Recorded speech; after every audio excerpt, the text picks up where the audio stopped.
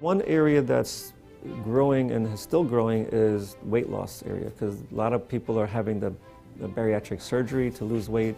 Others are losing weight on their own. Anybody who loses pretty much 75 pounds and up is going to have some area probably that has loose skin. And this is very frustrating for them because they work hard to lose the weight, they see the weight coming off, and instead of looking better, they feel worse because all this skin starts to hang.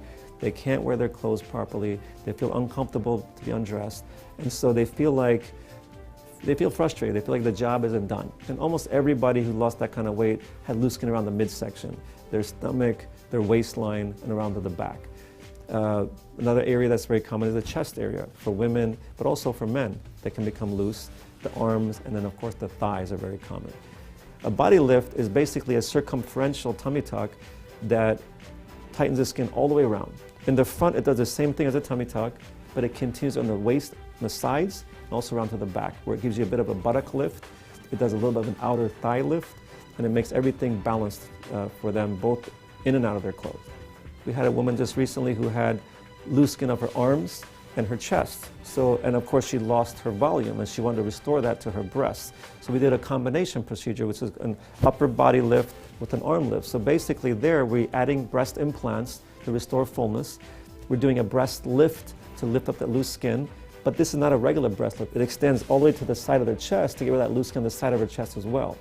And finally we extend that up onto her arm to tighten up the arm skin. So now we've treated this whole upper chest area from arm to arm and including the chest. So now that, along with that previous body lift that she had, creates a nice balanced torso for her. Other people come because their thighs are very loose. And the body lift will help that to a point, but not completely usually. So then we can go in and tighten the skin of the thighs, depending on the degree of looseness. Whether we make an incision in one direction or the other will depend on the person, but that can then be a really nice way to complete the lower part of the procedure. So you have to really look at them at that point and see what their body needs. That procedure is more common in women, where they tend to get more weight in their legs. Men tend to get it more in their midsection and in their chest area. To stitch a scarf, what's under tension, you're tightening up someone's abdomen or their arms or their legs, that skin is pulling. And if you just do a quick stitching, it's not going to hold very well. And over time, that's going to stretch out and you're going to get a bad scar. If you take the time to suture these properly with enough levels of suturing, with the right type of suturing, the scars can look fantastic. And also you take care of them in the recovery by showing the patient, how do I take care of these scars? What do I do? What do I put on it?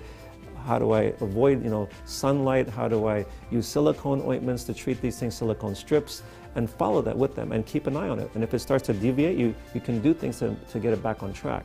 So I think if you do all that together, the scars can look phenomenal. And people are usually surprised by how good the scars can look.